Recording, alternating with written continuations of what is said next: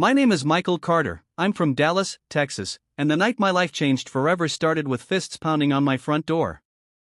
It was 2 in the morning, and before I could even reach the porch, I heard her voice tearing through the silence of the street.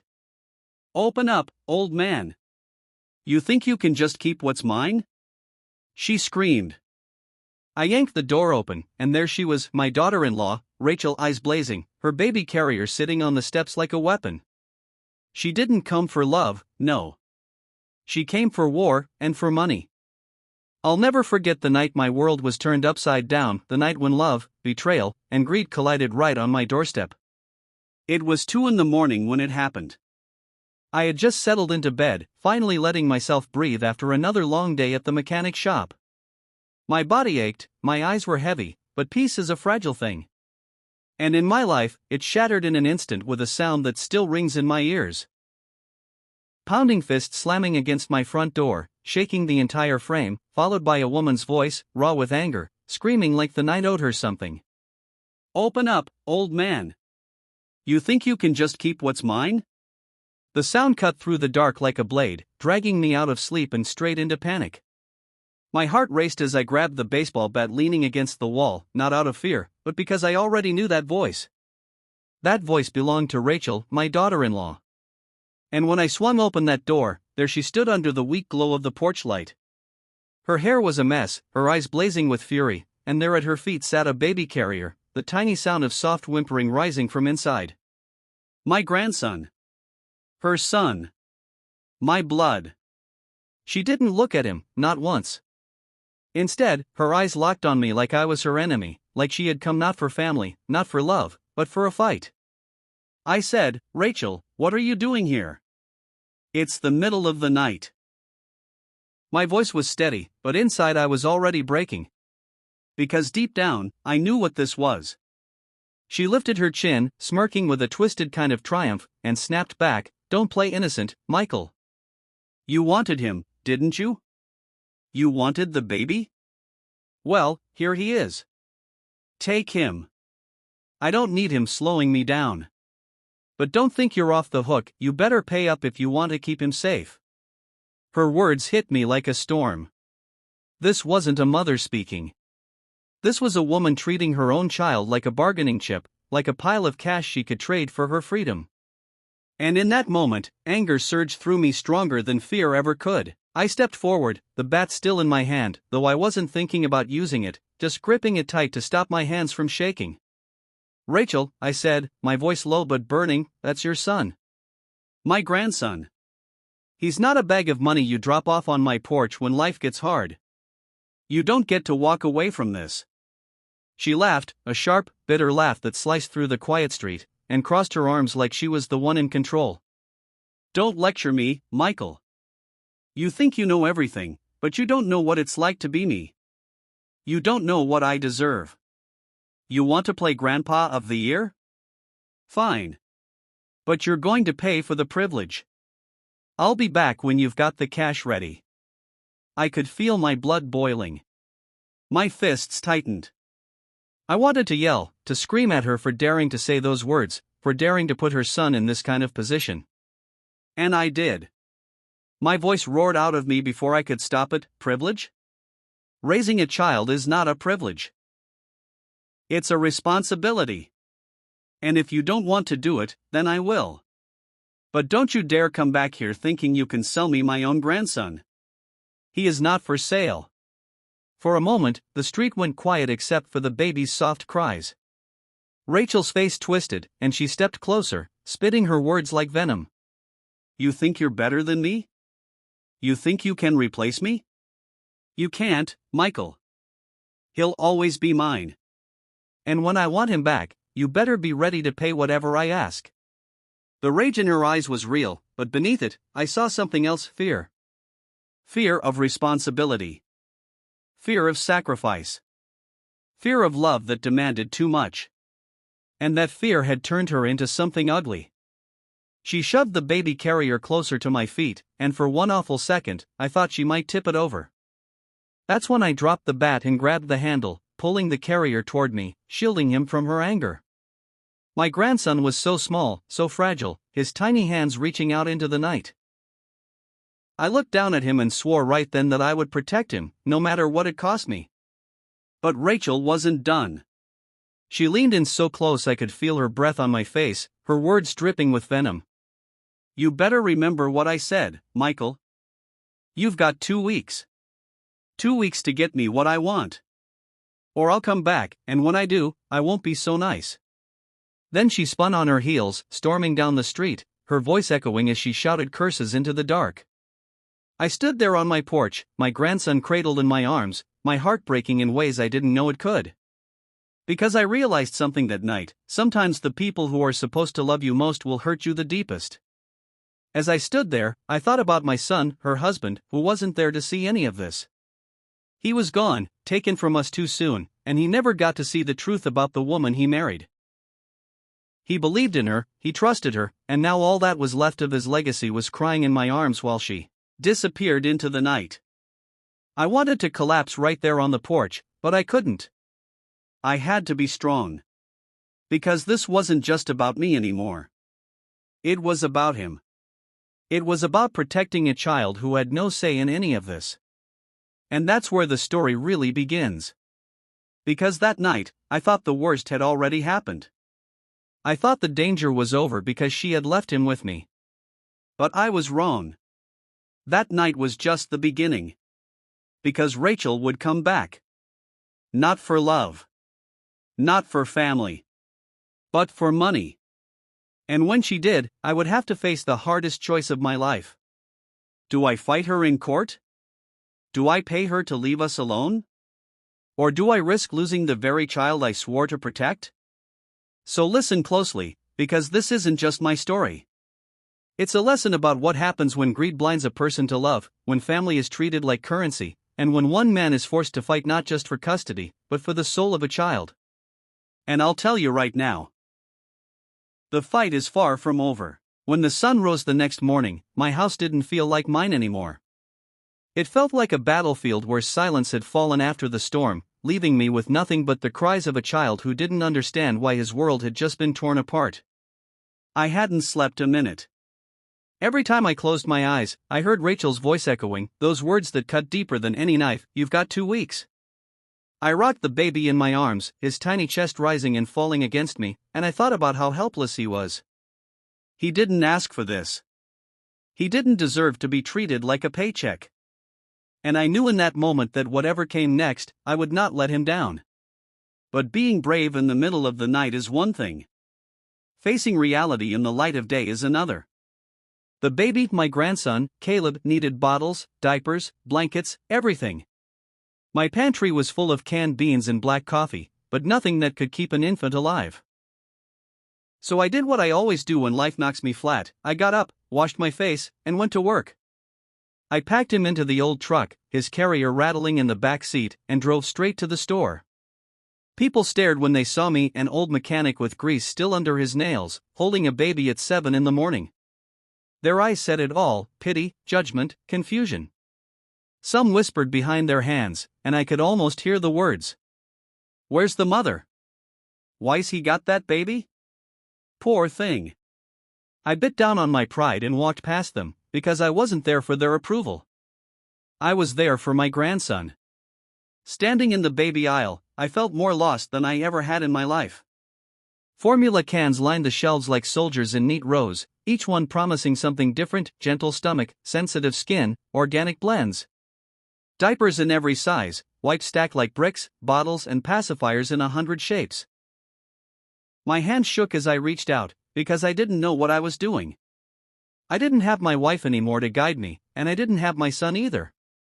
It was just me, and the little boy staring up with big eyes, trusting me to figure it out. So I filled the cart with everything I could, not caring about the cost, not caring about the stairs, because family isn't about convenience. It's about sacrifice. And sometimes, it's about stepping into shoes you never thought you'd have to wear. By the time we got home, exhaustion hit me like a wave. My back ached from carrying the bags, my eyes burned from no sleep, but the moment I set Caleb down in his borrowed crib, he smiled, just a tiny smile, crooked and innocent, and I knew every ounce of pain was worth it. But peace didn't last. It never does. Because as I sat down to catch my breath, my phone lit up. The number was blocked, but I didn't need caller ID to know who it was. Rachel's voice came through the line, sweet as sugar this time, dripping with fake concern. "How's my baby doing, Michael? Did he keep you up all night? Poor thing. You know, it doesn't have to be this hard.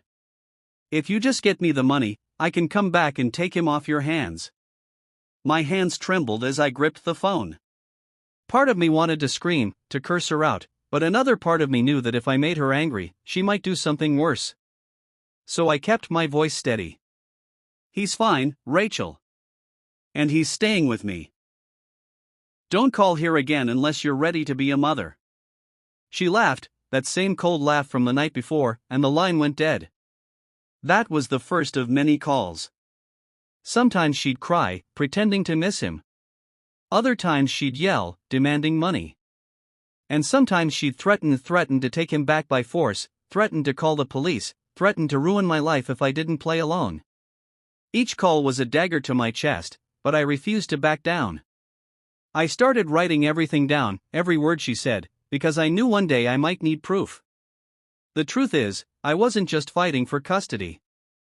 I was fighting for his future, for the kind of life my son would have wanted his child to grow up with. And I wasn't about to lose that fight, no matter how tired or broken I felt. Still, I'd be lying if I said I wasn't scared. Every knock on the door made my heart jump. Every car that slowed near the house made me think she was back. And sometimes, in the quiet moments when Caleb was asleep, I'd sit in the dark and wonder if I was enough. I was just one man, getting older by the day, trying to fill shoes that should have belonged to his parents. Could I give him everything he needed? Could I protect him from the chaos his mother carried like a shadow? Or was I just setting him up for more heartbreak? Those questions haunted me, but every time I looked into his eyes, I found the answer. Because love doesn't ask if you're ready. It just asks if you're willing. And I was. The calls didn't stop, but they weren't the only problem. Word travels fast in small neighborhoods, and pretty soon, people started talking. At the gas station, I overheard two women whispering by the coffee machine, one of them shaking her head. "That's the Carter baby, isn't it? Poor thing, left with his grandpa. You think he can handle it?"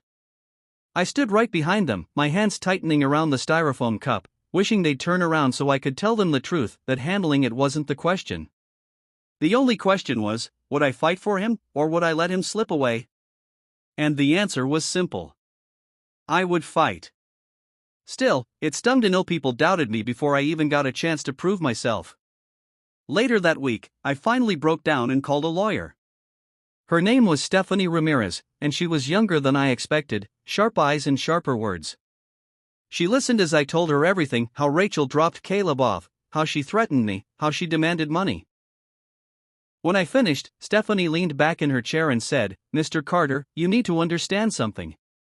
If Rachel wants to, she can come back tomorrow and take him. She's the mother. The law is on her side, at least until you file for custody." The weight of her words pressed down on me like a mountain. I clenched my jaw, trying to swallow the fear, and asked, "So what do I do?" Stephanie folded her hands. "You document everything. Every call, every message, every threat. And then we file. But you need to be ready. This won't be easy.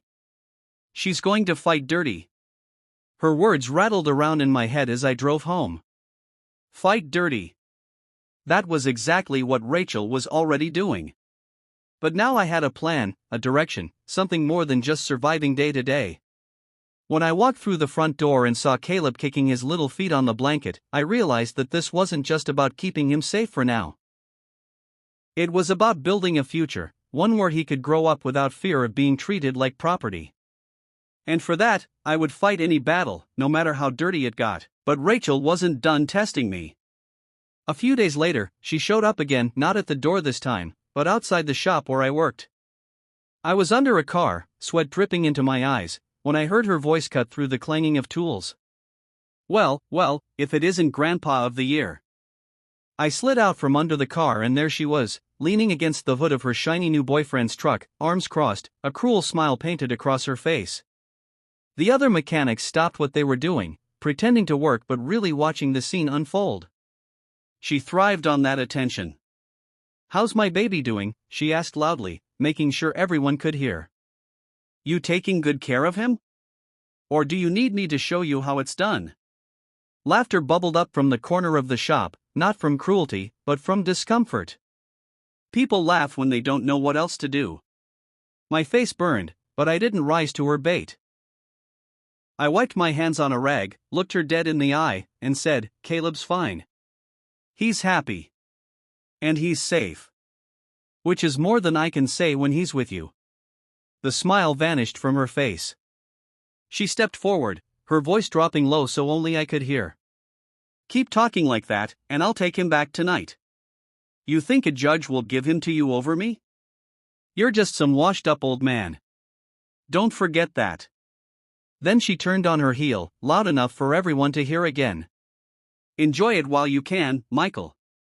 Clock's ticking." Her laughter echoed through the shop as she walked away, leaving me standing there in front of my coworkers, humiliated but more determined than ever. Because she was right about one thing, the clock was ticking. And I had to be ready before time ran out. By the time the second week rolled around, I was running on fumes. My nights were filled with Caleb's cries, and my days were filled with Rachel's threats. Sleep had become a stranger to me, and yet every time I thought I was about to collapse, I looked at him, those wide, innocent eyes, and found the strength to keep moving. But strength only goes so far before life tests it. And my next test came harder than I ever imagined. It was a Sunday morning, and for the first time in days, the house felt calm. Caleb was napping in his crib, sunlight spilling across his tiny face, and I let myself believe, just for a moment, that we were safe. That's when the knock came, not the angry pounding of Rachel's fists, but a cold, deliberate knock that made the hairs on my neck stand up. I opened the door, and my stomach dropped. 2 officers stood on the porch, their expressions unreadable. "Mr. Carter," one of them asked. My throat tightened as I nodded. "We received a report from the child's mother. She's claiming neglect, and we need to check on the baby." My chest burned with anger, but I forced myself to stay calm. I let them in, showed them Caleb's crib, the formula lined neatly on the counter, the diapers stacked in the corner. I held him in my arms, rocking him gently as I explained everything, how she had left him, how she had threatened me, how I was doing everything I could to keep him safe. The younger officer softened, I could see it in his eyes. But the older one stayed stone-faced, scribbling in his notepad. "We'll file our report," he said flatly. "But you need to understand, Mr. Carter, the mother has rights. If she files for custody, you'll have to prove your case in court." When the door shut behind them, my knees buckled. I sank onto the couch, holding Caleb tight against my chest, whispering a promise I wasn't sure I could keep. "I'm not letting them take you. Not now. Not ever." That was Rachel's game. If she couldn't scare me into paying her, she'd try to paint me as unfit. She knew exactly where to cut deepest, and she was aiming for my heart. The next day, I went straight back to Stephanie, my lawyer. She listened as I told her what happened, her face tightening with every word. "This is what I warned you about," she said firmly. "She's going to fight dirty. But you did the right thing by documenting everything. That's going to save you in court. The problem is, until we file officially, she's got the upper hand." I leaned forward, desperation bleeding into my voice. "Then file it. Whatever it takes, however much it costs, I'll figure it out. Just do it." Stephanie nodded, her eyes sharp with determination. "All right. We'll start the process. But I need you to be prepared. This is going to get ugly." Ugly didn't even begin to cover it. That same week, Rachel started showing up outside the house again. Sometimes she'd park her car across the street and just sit there, staring at the front door. Other times, she'd march up the porch and scream insults loud enough for the neighbors to hear. "You can't keep him forever, Michael. He's mine, and when I take him back, you'll regret ever crossing me." Curtains twitched in the windows around the block, whispers spreading like wildfire. I could feel their judgment pressing down on me, but I refused to open the door. Because I knew what she wanted. She wanted me to snap. She wanted me to give her something she could use against me. And I wouldn't give her that satisfaction. But the truth is, it wore me down. Every shout, every phone call, every glare from the neighbors chipped away at my strength.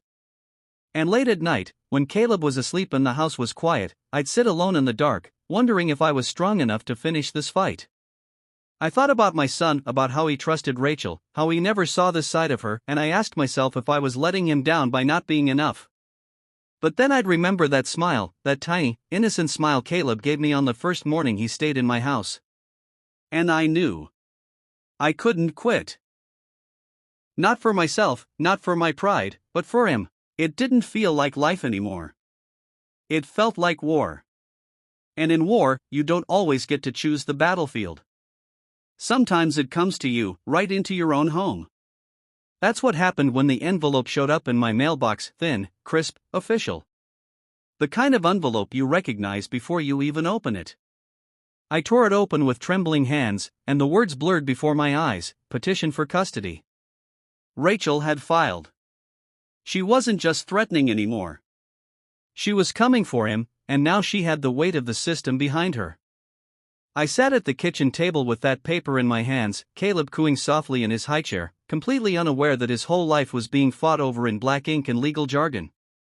My chest ached as I stared at him, wondering how someone could look at that tiny boy and see anything other than a child to love. Rachel saw him as a payday, a weapon, a bargaining chip.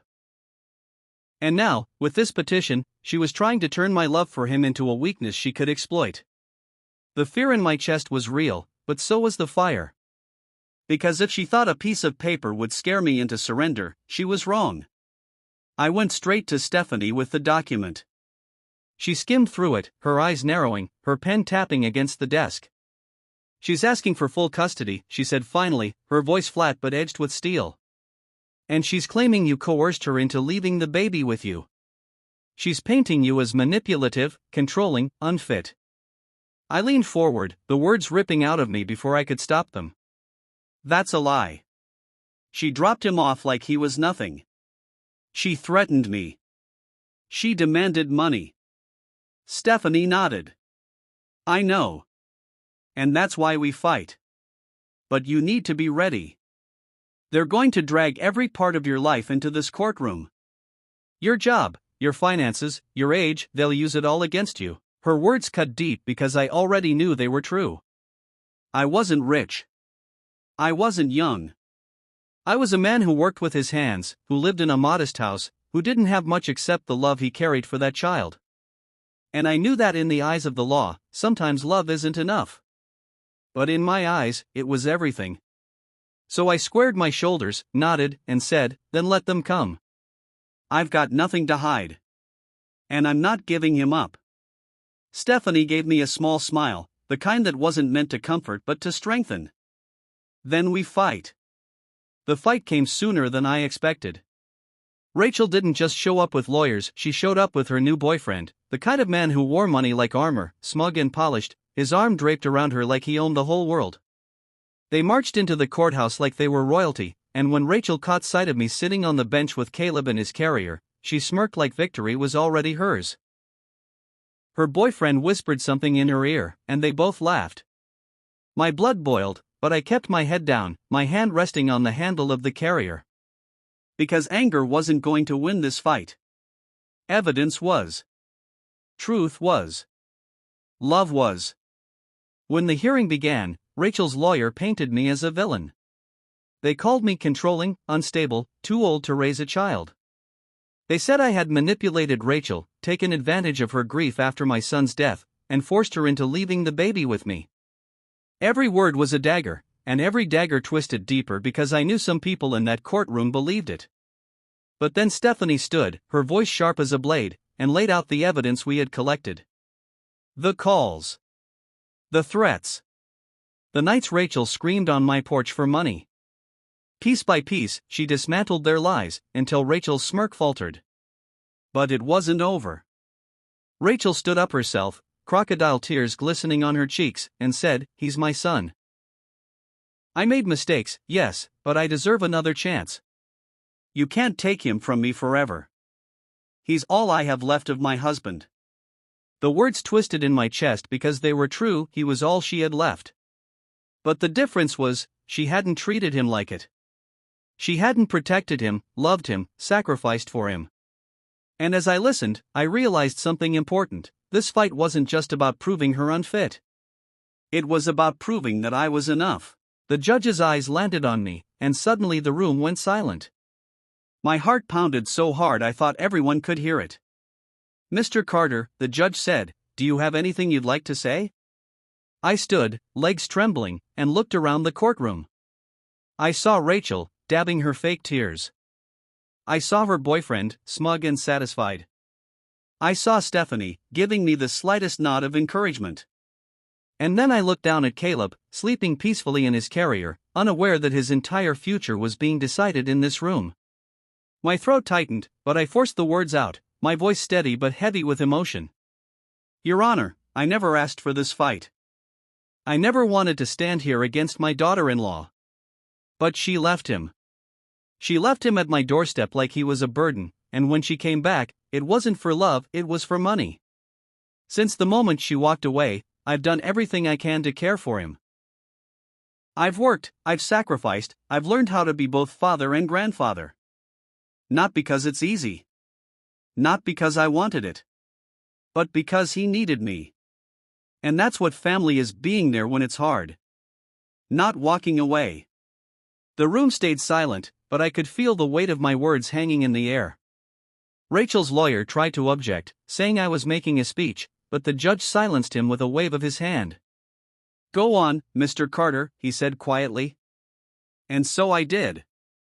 I may not have money. I may not be young. But I have love. I have responsibility. And I made a promise to my son before he died that I'd protect his family. I intend to keep that promise, no matter what it costs me. Caleb is not a bargaining chip. He's not a paycheck. He's a child. He deserves stability, safety, and love. If you send him back with her, you're not giving him a mother, you're handing him over to someone who sees him as nothing more than a price tag. When I finished, my chest felt lighter, even though I knew the decision wasn't mine to make. The judge leaned back in his chair, his expression unreadable. Rachel shifted uncomfortably, her tears gone now, her eyes narrowing like daggers. The silence stretched on, heavy and suffocating, until finally the judge said, "I'm taking this matter under review. Temporary custody remains with Mr. Carter until further hearings." My knees nearly buckled with relief. It wasn't a victory, not yet, but it was hope. Hope that the truth still mattered. Rachel stormed out of the courtroom, her boyfriend trailing behind her, muttering curses under her breath. But as she passed me, she leaned down just close enough so no one else could hear. "This isn't over, Michael. You think you won something today, but I'll get him back. And when I do, you'll regret ever standing in my way." Then she was gone, her heels clacking against the tile like gunshots echoing in my chest. That night, when I carried Caleb back into the house, I felt both exhausted and alive. The fight had only just begun, but I had proven to myself and to him that I wasn't going to give up. I sat in the rocking chair by the window, holding him against my chest as the moonlight spilled across the room, and whispered, "You're safe, little one. For now. And as long as I'm breathing, I'll keep it that way." My voice cracked, but I meant every word. Still, I knew Rachel wasn't lying. It wasn't over. The papers, the hearings, the threats, this was only the middle of the storm. And storms don't pass quickly. But I had learned something that day in court: love can stand in front of the world, bare and trembling, and still be stronger than lies. And as long as I held on to that, I knew I could face whatever came next. By the time the final hearing came, I felt like I had aged 10 years. Weeks of sleepless nights, endless paperwork, and constant fear had worn me down, but I walked into that courtroom with my head high, because this wasn't about me. It was about Caleb. He deserved a future built on love, not lies. I held his tiny hand in mine, and in that moment, I found the strength to face whatever was coming. Rachel was already there, dressed to impress, her new boyfriend sitting beside her like a trophy. She glanced at me with that same smug smile, as if she had already won. But this time, something was different. I wasn't afraid. The proceedings began, and once again, Rachel's lawyer painted me as unfit, too old, too poor, too broken to raise a child. They twisted every detail of my life into something ugly. They said I worked too many hours, that I didn't have the resources, that Caleb would be better off with his mother who had turned her life around. But then it was Stephanie's turn, and she rose with fire in her eyes. One by one, she laid out the evidence.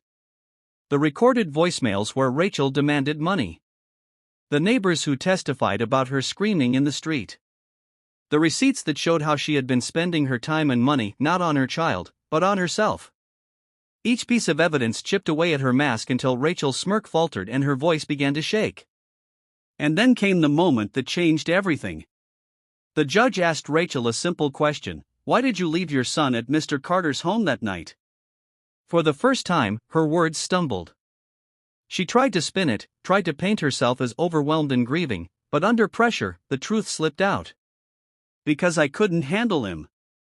I wasn't ready. I thought if I left him, he'd make Carter pay me to come back. The courtroom gasped. Even her lawyer looked stunned. My heart clenched, not with anger, but with heartbreak. Because as much as I despised what she had done, those words revealed a woman drowning in her own selfishness, too blind to see the damage she was causing. The judge didn't need to deliberate long. He looked down from the bench, his voice firm and final. Custody of the minor child, Caleb Carter, is hereby granted to his grandfather, Michael Carter. The mother, Rachel Carter, is ordered to complete parenting classes and may petition for supervised visitation in the future. Until then, the child remains with Mr. Carter. My knees nearly gave out. Tears blurred my vision as I clutched Caleb's hand tighter. It was over. The storm that had raged through my life had finally broken, and in its place, there was light. Rachel stormed out of the courtroom, shouting curses, her boyfriend chasing after her. But I didn't watch them go. I looked down at Caleb, who smiled up at me as if he knew, somehow, that he was safe.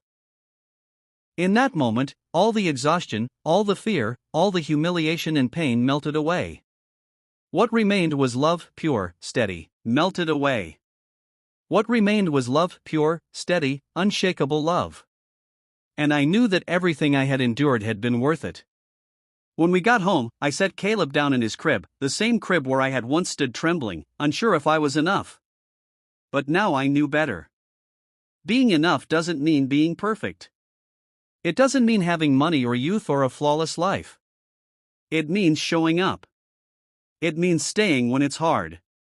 It means loving even when it costs you everything. That's what family is. Not blood alone, not titles or papers, but love lived out in action. As I watched him drift to sleep, I thought about my son, gone too soon. I whispered, I kept my promise. He's safe. He's loved. He's home. My voice cracked, but my heart felt lighter than it had in years. Because this story wasn't just about a custody battle. It was about a truth I had to learn the hardest way possible. People will betray you, hurt you, abandon their responsibilities. But love. The kind that sacrifices, the kind that endures, that love always wins in the end.